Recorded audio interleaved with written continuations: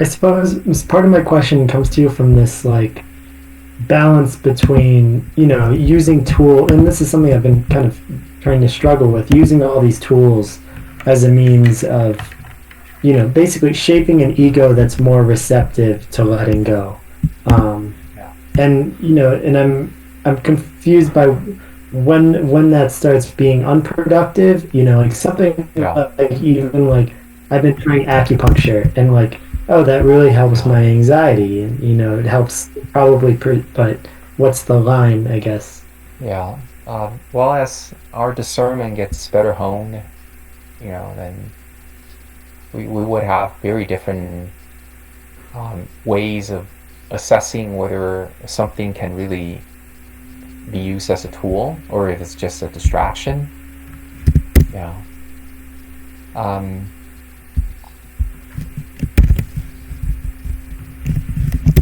when I was younger, I was like having a lot of ambition about trying every kind of meditation technique there is available. Right, I wanted to um, dabble in Zen. I want to dabble in Vajrayana. I want to, like be versed with Dzogchen meditation, with Mahamudra. You name it, right? And I figure that that's the way to make me a better meditator. But as I grow older, I realize that as a Chinese maxim goes, there's nothing new under the sun. you know, I, Novelty only captivates a hungry mind, and so you quickly learn that it's not you're being you're exposing yourself to novel things. That's what is causing you to learn. It's something else. Right? Um, People might be tempted to think that having vast amount of diverse life experiences is somehow spiritually useful. Now, if that was the case, then we'd be hard put to account for 7-year-old arahats who grew up in a monastic environment. There are people who argue that, oh, the reason that the Buddha had success with quote unquote enlightenment was because he was a prince, right? And he was exposed to having a great harem of beautiful women serving him, having access to the most delicious food and, having access to a lot of different kinds of sensory pleasure, and therefore, somehow, he was in a privileged, in an advantageous position to start his spiritual endeavor. I am not of that opinion. I think it doesn't boil down to the diversity of life experiences you have. It's about what you make of whatever modest life experience you have. You might have. You could have led the most like nondescript, the non-remarkable life, and still become really wise as a result of it. Right? It doesn't. You don't have to have risen up to the height of worldly glory and have been extraordinarily rich and have tried all these different kinds of substances before you become like ready to let go, right? Ready to embrace what is genuine. Yeah. So that's not my giving a moral speech against whatever you wish to experiment. By the way, once again, I'm open-ended. I'm open-minded. I just there's so many potential things we could do with my life, and my energy, my attention are limited, and therefore I just focus on what I deem to be absolutely essential. Yeah. Thank you, I appreciate that.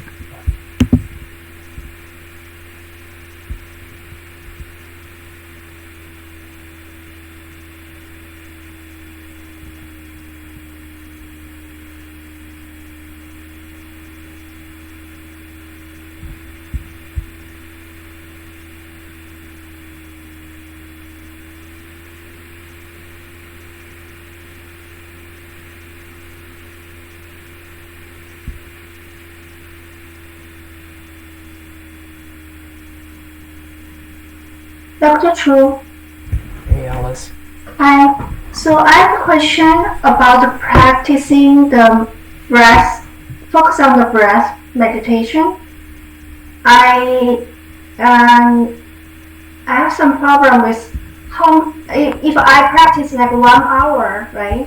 And I want to drink water or have lunch. So how long do I need to wait after I practice the breath meditation? Yeah, sometimes I feel like if I immediately drink some water, yeah, I feel the stomach don't feel well. Yeah, after practice. We don't have to make a big deal about it. There are all sorts of taboos out there about, oh, don't meditate right after a meal, right? The best time to meditate is supposed to be in the morning and not late at night. And there are all sorts of conventions, all sorts of urban myths and so forth. And a very helpful attitude to have, in my opinion, is to not treat meditation as something so extraordinary, so like out of your everyday life scenario that you have to go out of your way to create special contingencies for that to happen, right? But rather look at how easy, how natural it is for you to transition from a non-meditative state to a meditating state, and just be thoroughly familiar with that process. And it's very easy for us to slip into meditation, to a state of mind, to a mode of being that is useful. Yeah. And the thing about breathing meditation and similar types of practices is that you're kind of like subtly suggested that the path is about manipulating life's energies, about like controlling your breath a certain way, right? Directing it that way, visualizing the energy channel this way, and so on and so forth. And that potentially can be a distraction from really important satipatthana topics. Really important satipatthana topics such as what am I doing right now? Right, what sort of mental movements are there that are responsible for creating suffering? These really key satipatthana topics. Personally, I've never resonated with a kind of traditional meditation practice where you have to visualize the central channel, you have to visualize a jewel and dropping into the central channel, escaping from the central channel, right? You have to see different chakras, different energy routes, how to properly divert your energies to traverse those routes and so forth. I'm not dismissing those practices as just being utterly useless, but I'm saying that there are possibly, very likely, more useful preliminary practices that better transition you into the main satipatthana topic. And this is why, again and again, I remind people that the so-called breath meditation, as is introduced in all the early suttas, they have very little, if anything, to do with the breath at all. Right? You read Anapanasati Sutta, virtually none of them is about the breath. Right? Yes, you're kind of using the breath as a secondary device. Right? Breathing in, you're aware of the way your mind moves. Breathing out, you're aware of the way your mind moves. But then the same techniques, what presented in other suttas, are frequently devoid of any use of breath. Right? You will in other suttas encounter a teaching that says, be aware of the way your mind moves. That's it, period. There's no breathing in, no breathing out. What does that tell you? That tells you that breathing it plays a secondary role in this sort of practice. Right? Yes, you can use special way of breathing as a sort of soothing or as a sort of energizing mechanism, to provide a kind of background music, if you will, that sets up the right mood, right? It kind of provides a nice moderating rhythm for your practice, but don't get too caught up with it. If you end up staring at the breath, developing one pointed concentration, playing with the special sensations that are created, the chi energy, the prana, and so on and so forth, My fear is that that's going to take you down a road that's just, not attuned with the liberative path. The reason why I ask question is that, but sometimes I feel uneasy for I don't feel well. So it's like when you feel good. Use your common sense, Alice. So it's okay. So in your particular case, yes, it might be that if you meditate at this hour or right after meal, or like after exercise, and you find these adverse effects, that's fine. And it's, number one, it's personal, right? Number two, it may be occasional. It might not always be okay. So experiment. Use common sense. Don't easily buy into taboos. Like Chinese Buddhist meditation traditions are oftentimes heavily influenced by neo-Taoist ideas. You have to practice meditation at an hour that fits with your personal circadian movement. Like if you're of the tiger zodiac, right, you're not supposed to be meditating in the noontime, right? If you're of the dragon zodiac, then you're not supposed to be, I don't know, practicing, around 8 p.m. Right?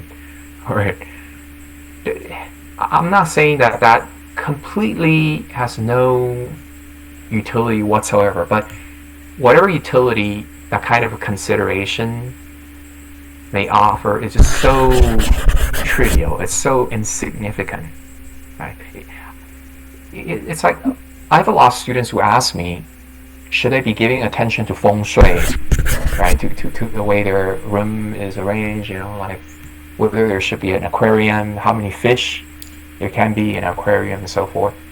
So I'm not saying that feng shui has zero effect on people, psychological, physical, mystical, you name it. Right? I'm not claiming that there's zero effect, nor do I have a way to prove that it has zero effect on people. But here's a useful analogy. Imagine yourself as wealthy as Bill Gates, as Elon Musk, right? And every minute you're making, I don't know, $6,000. Maybe that's an underestimation of what they're making, but let's say every minute, right? Virtually anything you do, talking on the phone, going to a meeting, right? Pressing on some buttons, right? Writing up some memos, you're making on average $6,000 a minute.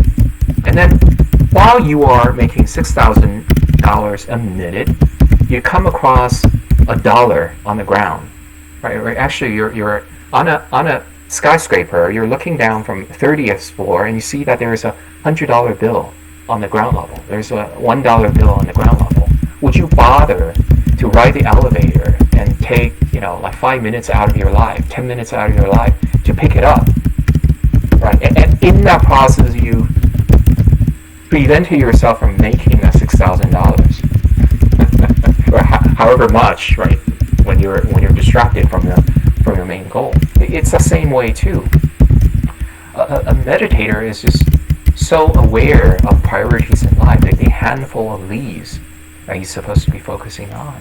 So he's not dismissing the other causes in life, the other activities in life. When I say that I'm Hinayanist, I don't put my mind into humanitarian work. I don't put my mind into Mahayanist aspirations. I'm not putting down those practices. I'm not claiming that, if you're humanitarian, if you devote your life to rescuing stray dogs, that has no merit, that has no worth. I'm not saying that. But I'm just saying that if you're aware of what are at the heart of virtually all of our problems, you wouldn't be distracted. You wouldn't want to be distracted.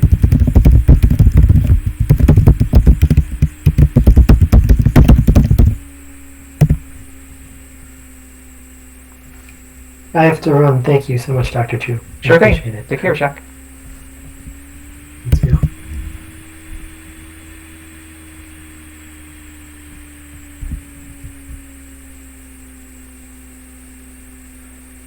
So Dr. Chu, I still have the question about the bodily Satipatthana. So I observe that one way I feel well, and it is not easy to get agitated.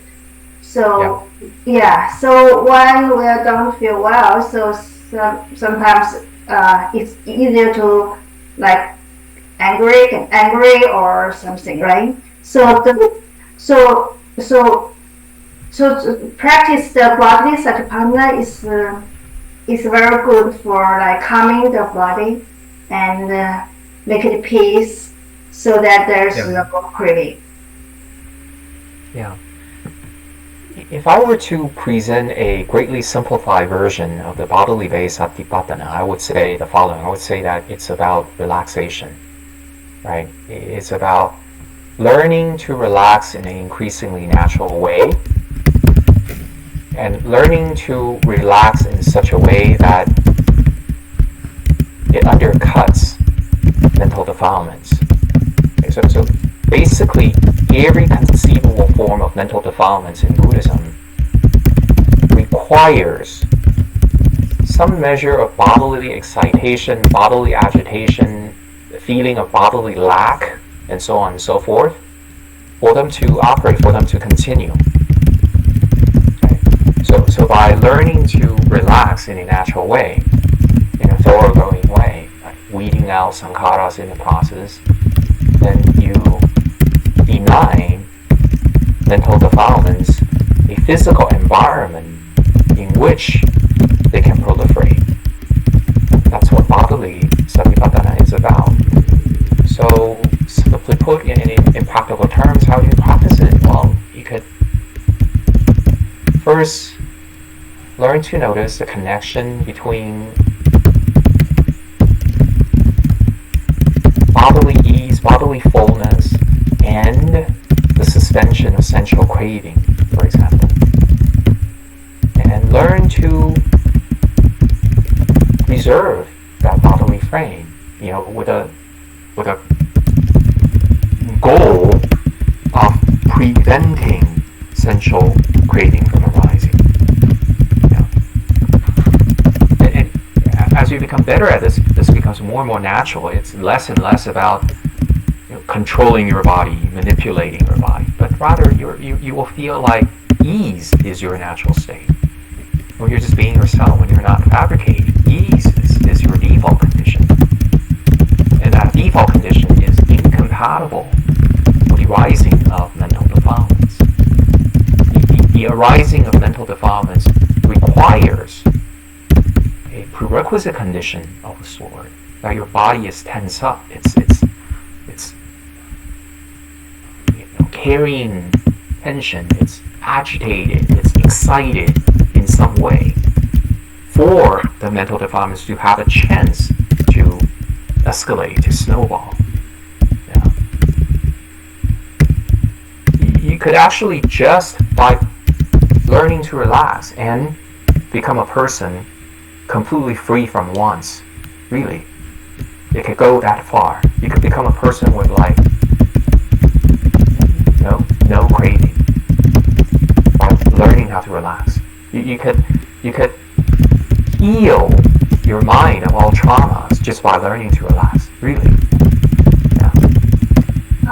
How can I do it? I used to breathing meditation. So I used to make my breath is long and stable, and so calm the body. I use this kind of stuff. And also I noticed that if I you listen to my weekend classes, and I kept saying that's really not the advisable way to go. Right?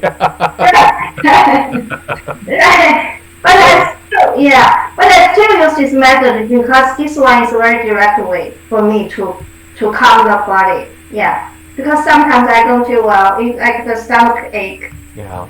Once again, I'm not saying that has no use, right? That's just utterly ineffective in calming yourself down. But by taking that approach, you are reinforcing the tendency to manipulate something, to control something, and then you get what you want.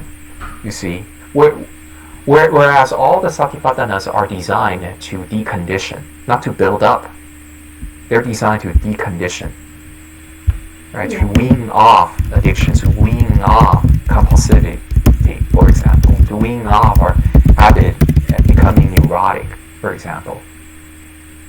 Yeah. So it's not about, if you breathe this way, right? If you keep breathing this way, then the energy will be manipulated, and then somehow you will get what you want, right? Or you'll be able to create the following symptoms. That's really not what the bodily satipatthana is about. That's more reminiscent of qigong, actually. Right. That's more reminiscent of prana exercises, really. But once again, they have their place. Maybe people are doing it for health promoting purposes and whatnot. Yeah. Yeah, and not only at this stage I try and I tell myself I'm not the body, so I'm the awareness, right? So and then the pain is less and less. I don't identify with the pain, right? So it also can give you some benefit. So my understanding is that you will be visiting our retreat center pretty soon. So we'll look after you. We'll work on these issues, in a more hands-on way, right?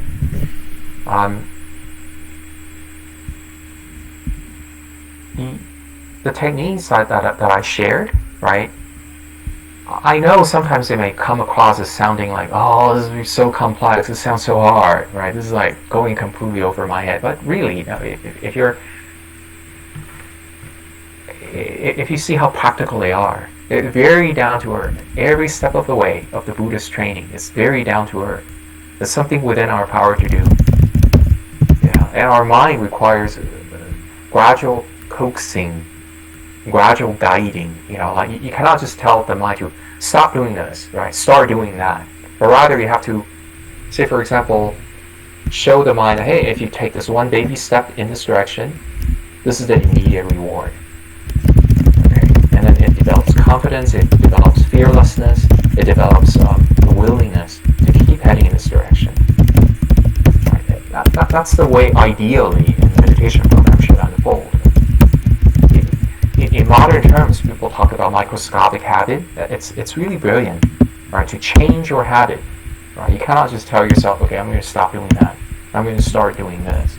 You need to understand how habits are built microscopically, right? And you have to make use of the principles of positive reinforcement or even negative reinforcement. Ideally, mostly or exclusively positive reinforcement to help build up useful skills and help wean off unskillful habits. Yeah, because I read the old talks about the sensation and the feeling is contact dependent on a contact and a feeling, right? So there's a contact and a feeling and a craving, right? So the reason why I'm doing it is like I want to put feelings so that I don't have any aversion. That's why But you're wanting to have only good feeling is a sort of aversion, right? Right. Yeah. But when your body feel pain, so you want to have a good feeling, right? Comfortable feeling, so you don't have any aversion.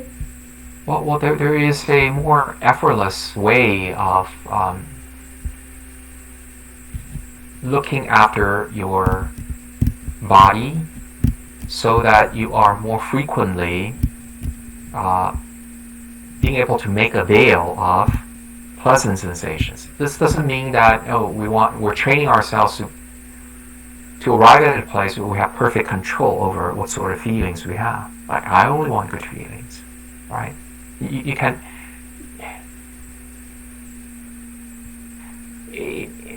The paradoxical thing is, the less you're obsessed about having good feelings, the more likely you will find yourself basking in feelings of well-being. You see, and so to avail yourself of good feelings is often oftentimes not a result of your becoming better at controlling something. You're better at manipulating something. It's oftentimes a result of your being able to practice renunciation and equanimity. Yeah. Okay. Okay, I'm looking forward. Okay, all right. Good.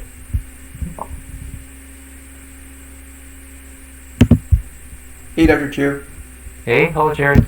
Hey, independent origination, what's birth and death? Because my understanding is that the links are always there, and what is always there? sorry, all the links are always there, right? It's timeless. Not necessarily. Necessarily. So Many of the links are not there for an arahat who's passed on, for example, right? So it's not always there. Dependent origination is not a description of the ultimate structure of the universe. It's not that at all. Dependent origination is not about interconnectedness. It's not about that at all. Dependent origination is about the psychological activities that are responsible for manufacturing suffering. That's it. And so if you're someone who succeeded in unraveling that machine, right, shutting down that machine, so to speak, and you're no longer capable of manufacturing suffering, then dependent origination no longer applies to you. Dependent origination is not a cosmic scheme. It's not describing, oh, this is the ultimate nature, everything's interconnected. That's not dependent origination in early Buddhism. yeah, what I was trying to ask was, for me, what's birth and death? Because like I experienced the other links, but it's like, well, I'm not dead yet, but yet the links are there. So So here's a relatable experience. Let's say you were just told, Jared, you're a very friendly fellow. You're easy to be with. Okay, and then you go, oh, I'm this sort of person, and then you start becoming emotionally invested in being the sort of person. Right? You prefer that people continue seeing you this way. You prefer that people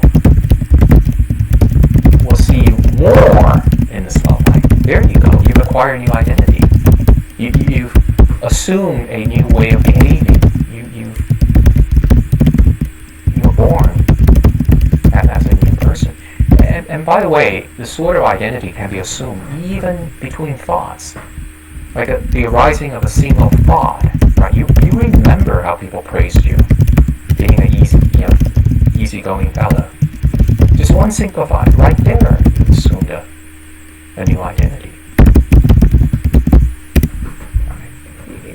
The mind is, before it finds true rest in its own nature, is always looking for a new place to perch on.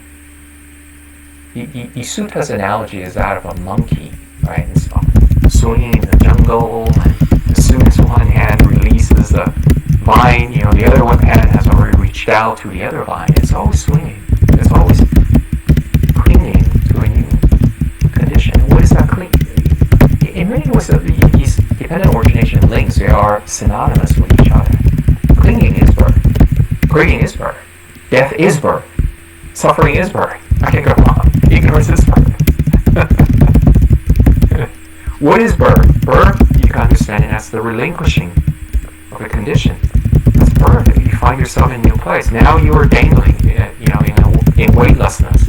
Now you're mid-air, and you're scared, or you're excited, or you're finding it to be a novel experience. That's birth, right? As soon as you cling to something, you're able to assert your existence. This is the way I am.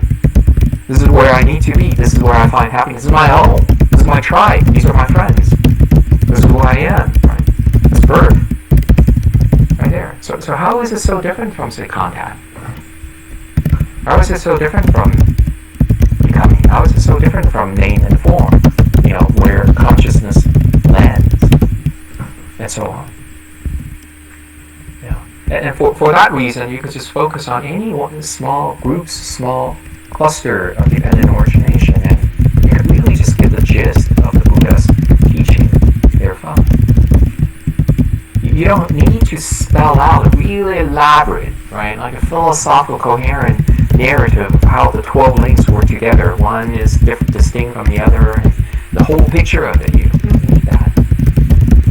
In the suttas, there are so many of the disciples of the Buddha who were just taught a very simple kind of dependent origination, that is, craving leads to suffering. Right there, they've got enough information on dependent origination.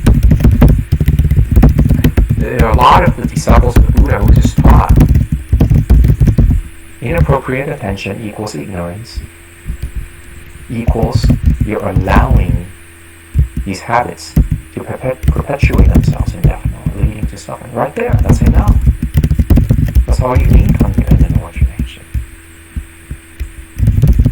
If you're not careful about feeling gives rise to craving. Feeling doesn't automatically give rise to craving, but feeling encourages craving tendency. Right? Right there, you got enough information for dependent origination. There are some suttas where the Buddha, give a very truncated, extremely abridged version of dependent origination. Becoming is suffering. All instances of becoming is suffering without exception. Our mind is always looking forward to something new, acquiring something new, becoming someone new. This process, tiring. It will never take you to a satisfying place. Right? We're driving to Las Vegas and on the road, we pass by this wide, this vast expanse of desert. Right? Every time you see that there's a mountain in the horizon, wow, the mountain's really tall, it's really majestic looking. Right? But as soon as you got into that mountain, then it becomes ordinary again, and your eyesight is caught by another mountain in the horizon.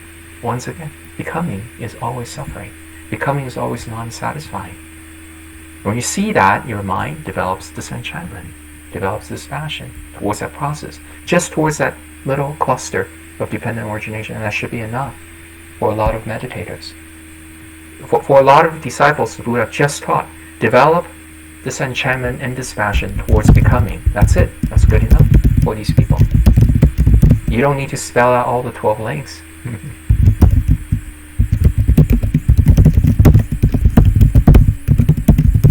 For some people, they're very smart. All you have to tell them, all you have to remind them is, if you're born, you're going to die. That's good enough for them. Without exception. If you're born, you're going to die. And these people, what? They become arahats left and right. They've never had the privilege of listening to the full-blown 12-link dependent origination. That's all they needed.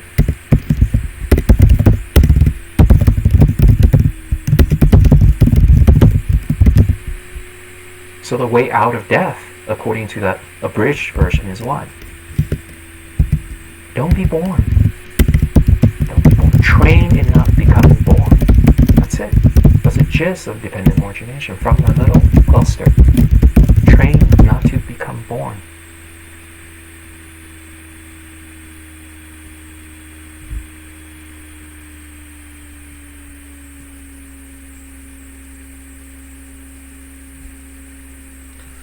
So birth is like taking on identities? Sure, that's one way of saying it. I'm not saying, this is it, right? Okay. It's the only right answer. But it's a useful angle. When you say, it's good enough, when you say. And then, of course, you could apply that interpretation broadly to whatever life scenarios you find relevant.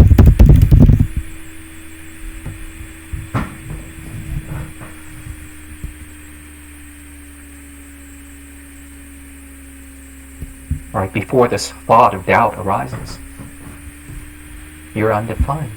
As soon as this thought arises, you go, who am I? What? Where am I going? And blah, blah, blah. That's birth. It's birth. You appeared. The world appeared. The relationship between you and the world appeared. It originated, to be even more precise, due to your identifying, due to your clinging in a certain way. That's what dependent origination means. It's not dependent arising. That's a very bad translation. It's dependent origination. The word is samuccaya. Something that you did that's brought on this edifice of existence, which is utterly infused with suffering, with instability.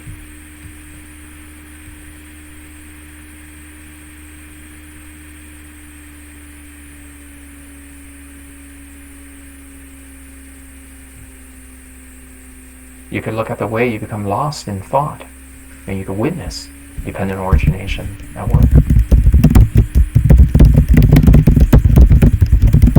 You can look at the way you appropriate certain feeling, you infuse a sense of ownership, and you can see dependent origination at work, and so on and so on. Yeah.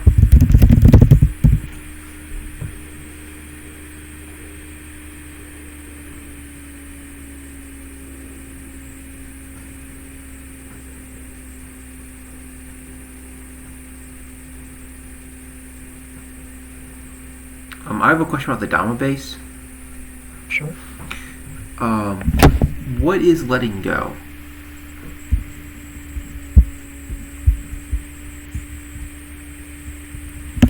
There are different ways one can train in letting go. Sometimes you ignore the phenomena in question. Don't give heed to it. Don't add fuel to it. Don't give it interest, because your interest is feeding it fuel. Sometimes letting go means you put it aside. Sometimes it means you have to, at least for the time being, forcefully abandon. It's like your hair there's like a piece of gum caught in your hair, and you have to. Sometimes it requires that kind of effort. Sometimes it's just be aware, do nothing, accept. Sometimes it means surrender. Don't involve your intention. Give up on your intention. Don't give up on acting. So letting go is to see what is appropriate, what is frugal, what is the most energy conserving way, and yet it's appropriate at the moment. And a person who is on the path of letting go, well, just, there are so many discernible changes about the person. Right? The person is less and less obsessed about worldly gains. The person is less and less moved by worldly concerns. Right? And this doesn't mean that the person stopped acting altogether, but then there are these very palpable signs. When this person teaches, you'll feel less and less that the person comes from a place of mental defilement, like, oh, he's teaching because he's showing off. He's teaching because he likes to be in the center of attention. He's teaching because he's charging people money. This is his way of getting material succor, right? Or is he just teaching, like, with a letting go attitude? No expectation. If you believe me, good. If you don't believe me, I won't be angry at you. If you don't believe me, I won't try harder to convert you.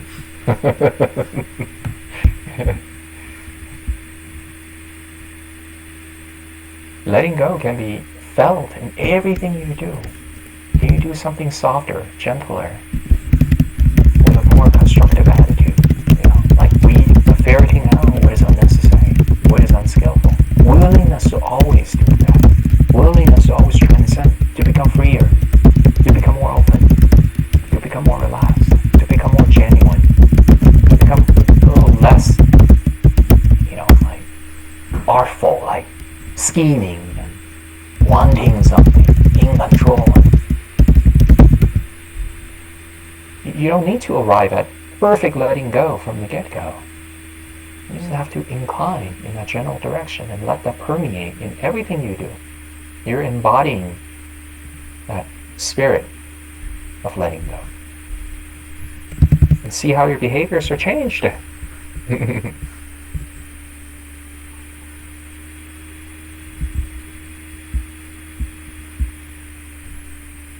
You will immediately feel relief.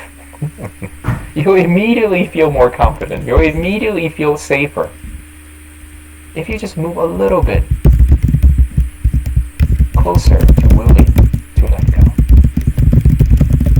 you will paradoxically feel more fulfilled, more full, less lacking. more fearless, less doubt. I can go on. There's so many wonderful things that comes from letting go. You care less about what are not important in life. You give good attention to what is important in life.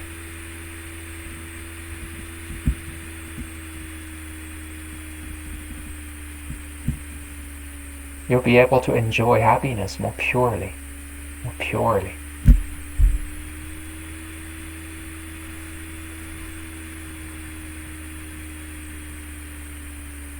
And you'll see whatever problems, whatever challenges you find yourself in, whatever difficult conditions, I don't care how difficult they are, and there's always hope.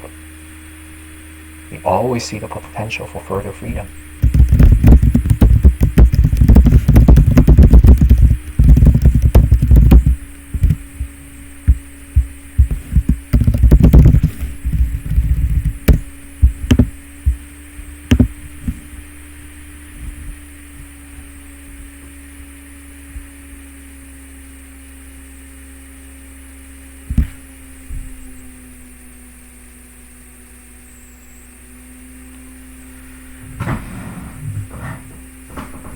When you're in the spirit of letting go, right? Even when you cry, when you shed tears, you're not crying because you're sad.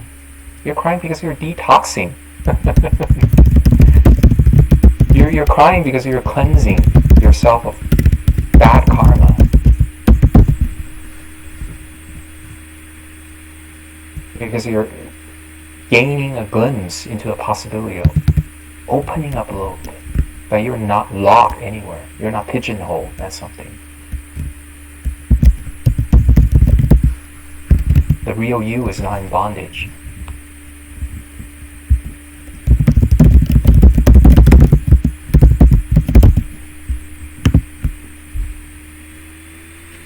And how do these different like practices compare with if I'm focusing on cessation? Cessation is the ultimate letting go. You let go so thoroughly that you become nothing. You're no one. You're not holding on to any attribute. No, I insist that I am this. Right? Your mind is not clinging to, I am this body, trying to be protective of it. You're not trying to, expend the subtle energies and coherent patterns of your five aggregates, thinking this is where I reside. Cessation and letting go, you could treat them as synonymous. Cessation it's such a far-going letting go. It feels like there are no individual instances of intention that are perking up or are insistent, I am here, I am the self. All your intentions are pacified. They are in complete surrender to awareness. They're completely at peace. All your intentions, there's no individual thoughts that will rise up and go, I'm suffering, I'm this person, I am. All of them are at peace, are at home, without exceptions. And that's called cessation. And it feels like you become no one. You're no longer in the world. You're no longer a person. So that's why it's called cessation. It's not that you've become nothing. Nothing is also just the content of awareness. Awareness is not reducible.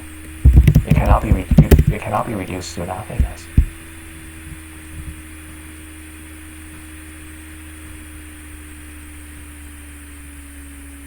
Yeah, and I mean, as you know, in Anapanasati, it's cessation and then letting go. Yeah. If cessation is like the bigger version of letting go, why isn't it last? Okay. You could think of those steps as sequential in nature. So, what kind of disenchantment you want to practice? You want to practice a kind of disenchantment that leads to dispassion. What kind of dispassion you want to practice? You want to practice a kind of dispassion that leads to cessation. What kind of cessation do you want to practice? You want to practice a kind of cessation that leads to letting go. In some suttas, all these are treated as synonymous. They're the same thing. Sometimes the Buddha will say, Nibbana is the ultimate disenchantment. Right? It's the ultimate seclusion. It's the ultimate dispassion. It's the ultimate letting go. So all these can be treated as synonymous. Or you could treat them as being sequential. There are grosser and subtler ways to let go. Right? The really gross way to let go would include things like seclusion, disenchantment, and so forth. The subtler ways to let go would include things like dispassion, cessation, relinquishment. So here's a way to train yourself in cessation. Look at how your suffering gets disbanded again and again in your experience. Train in that. By relaxing, by renouncing, by loosening your grip. Disband your suffering again and again. That's called training in cessation. That's one way. By the way, these anapanasati steps, they are phrased in very vague ways. For the better. It's actually a good thing that they're phrased so vaguely, so that they're open-ended. They can fit into different scenarios. There's room for you to interpret. There's room for you to tweak. There's room for you to try to fit this into your particular situation.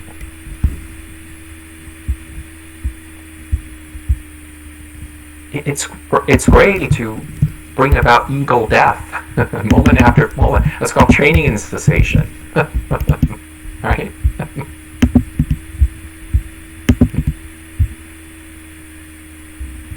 It's great to see how you break up these dogmatic stances you hold moment after moment. You're not fixed on any position.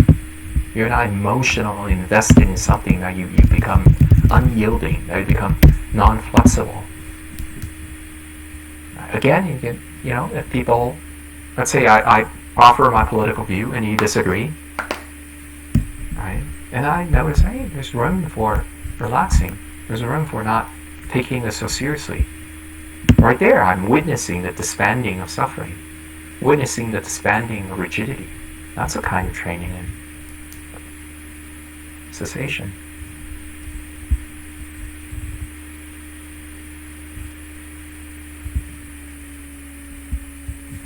Again and again, thoughts arise. I don't believe in them. I let them fade wherever they arise, at the same place where they arise. And just constantly witnessing the quiescent nature of all thoughts. Right there, I'm training in cessation. The thoughts don't bother. You make them bother you. You see? And you're training in cessation. You render them completely empty. You render them completely ineffectual.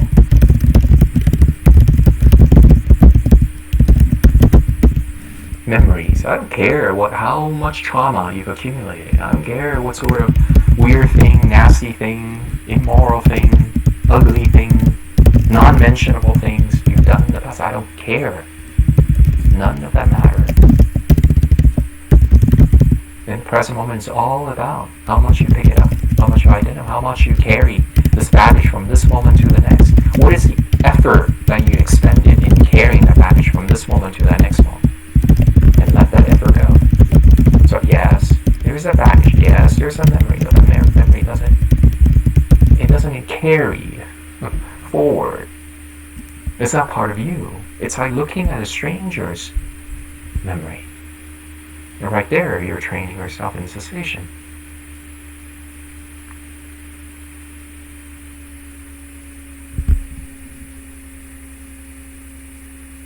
As soon as the activity arises, it is as good as if it's never arisen in the first place. It's as if nothing's ever happened.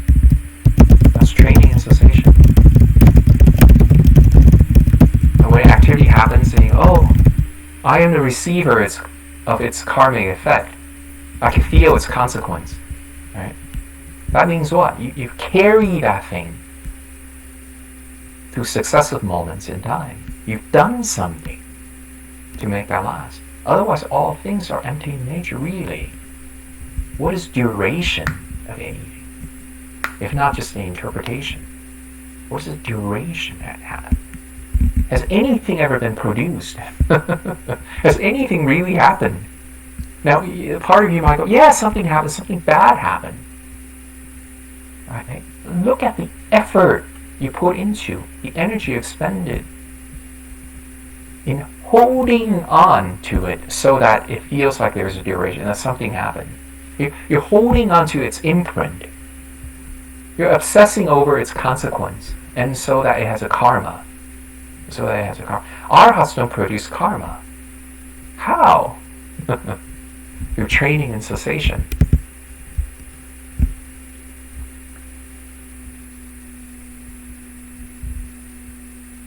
You let go so thoroughly. You don't even have to wait until something arises. You already let go, so you don't care whatever arises. They're already freed. Really, there's a degree of liberation where that is true.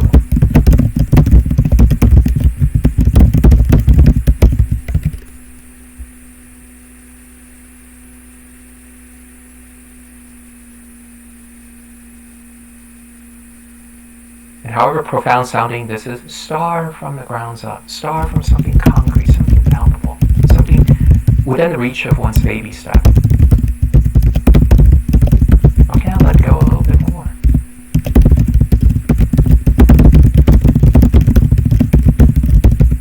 How do I more naturally relax?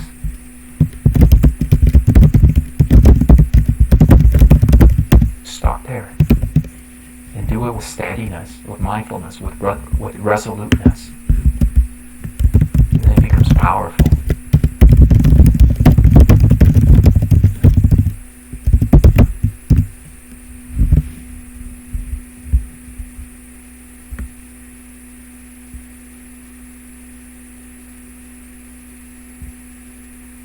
Great, thank you.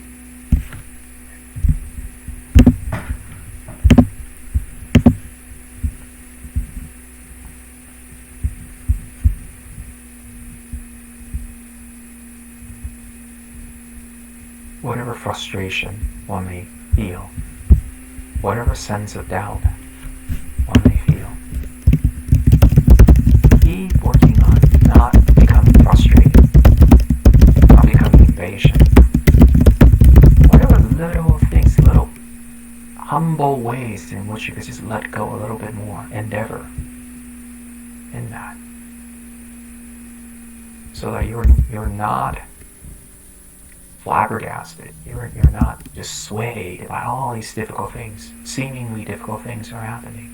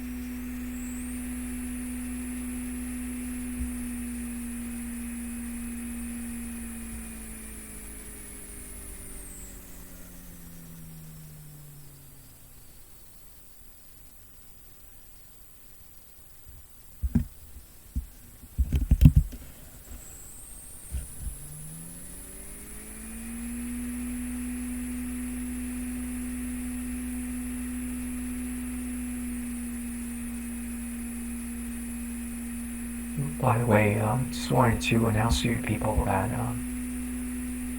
3 weeks from now, the Monday, 3 weeks from now, namely October 28th, I'll be in LA attending book launch. So on that day, I will not be holding office hours, and I will not be conducting the usual classes. I will remind you guys again as the day draw closer.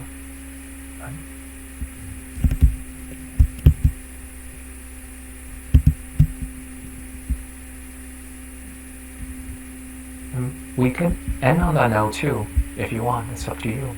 Unless you have something else on the mind, or we could call it a day. I think it's not the quantity that matters, right? It's not how long we are able to share, right? Sometimes even when we share a little bit, and we're able to really just take to heart, we'll share, and it's transformative in its own right. It doesn't have to be long conversations that we engage.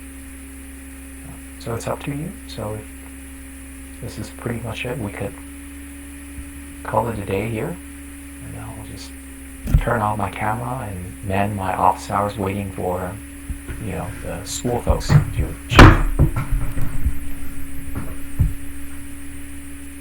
All right. Okay. Bye bye, guys.